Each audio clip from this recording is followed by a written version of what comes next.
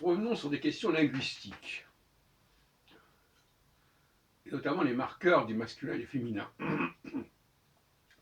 Déjà quelque temps, j'avais signalé l'étrange phénomène de l'hébreu, où on a à la fois, on s'adresse à Dieu par exemple, et à l'homme en disant Ata, et à la femme At. Alors que par ailleurs, on a Gadol, grand, et Gedola, grande. Ou bien Ani Mevin, mais féminin, Ani Mevina. Puisqu'en hébreu, même quand on dit je, on précise qu'on est un homme ou une femme, et quand on s'adresse à un homme ou une femme, on le précise aussi. En revanche, alors que pour le passé, pour l'imparfait, on emploie la forme en ta, le suffixe ta à la deuxième personne du singulier, par exemple lamata, ça veut dire que toi, homme, tu as appris. Et la mat, toi, femme, tu as appris. Donc là, on voit bien que la forme brève, abrégée, si on peut dire, brève en tout cas, est féminine, comme dans ata et at. En revanche, quand on fait le futur, on va dire tirtov, forme abrégée adressée à l'homme, et tirtevi, forme plus longue, adressée à la femme. Donc on a deux façons de faire qui sont contradictoires en hébreu. Mais peut-être pas uniquement en hébreu. Alors, la grande question qui se pose, c'est de savoir si la forme courte est une forme abrégée, ou est-ce que c'est la forme longue qui est une forme prolongée, augmentée. Ce sont deux lectures différentes. Je pense, pour ma part, que c'est la forme courte qui est abrégée.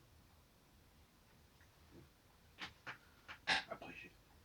La notion d'abréviation est intéressante parce que ça veut dire que c'est une forme, disons, de second ordre, en quelque sorte. De la même façon que je vais parler plus tard de la question du rabais. Qu'est-ce qui est au rabais? Alors, en français, c'est la forme abrégée qui généralement est masculine et la forme allongée qui est féminine.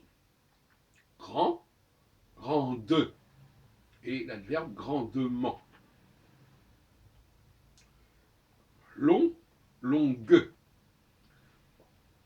Donc là, ce serait la forme prolongée qui serait la forme féminine, et la forme abrégée, en tout cas la forme courte, qui serait masculine. Alors la forme courte, comme je disais d'ailleurs, est-ce que la forme courte c'est la forme initiale?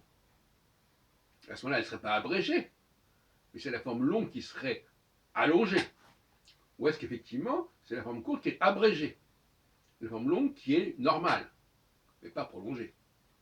Voilà la question qu'on peut se poser en linguistique, et plus généralement d'ailleurs en philosophie. Alors, un argument. Alors, vous savez que moi, je n'ai pas peur de parler de corruption des langues, de perte des codes, ce n'est pas un problème pour moi. Donc, je me pose ces questions très librement. Je ne suis pas dans l'apologétique d'une pratique telle qu'elle est parvenue, telle qu'elle est devenue. Ce n'est pas mon style. Donc, en l'occurrence, en anglais, par exemple, quand il part du français, on va dire active, mais ça sera aussi valable pour le masculin que pour le féminin. Il ne prend pas actif, qui est la forme abrégée, quelque part. Ne serait-ce que parce que le E ne figure pas au masculin. Et le E est un élément de prolongation, ou au contraire, un élément normal, qui est supprimé lors de l'abréviation. On revient toujours à cette dialectique. Par exemple, la formation de l'adverbe, en français, activement, c'est une forme alors qui se fait à partir du féminin, si on pense que c'est active, qui est au départ féminin, et qui se fait à partir du masculin, si on pense que c'est que active au départ c'était du masculin et que actif était du féminin. Voilà, donc voilà où on en est. Bon. Alors moi, pour conclure, si on peut dire, je crois plus que c'est la forme féminine qui est abrégée. Je le dirais notamment en rapport avec le religieux, la pratique religieuse. La femme n'a pas les mêmes obligations dans le judaïsme, par exemple, que l'homme. Et ce n'est que l'homme qui passe sa bar mitzvah, normalement. On a mis à peu près des bat mitzvah, mais ça c'est très moderne. Et puis c'est pas accepté par toutes les obédiences juives. Mais la femme n'a pas les mêmes obligations par rapport au commandement que l'homme.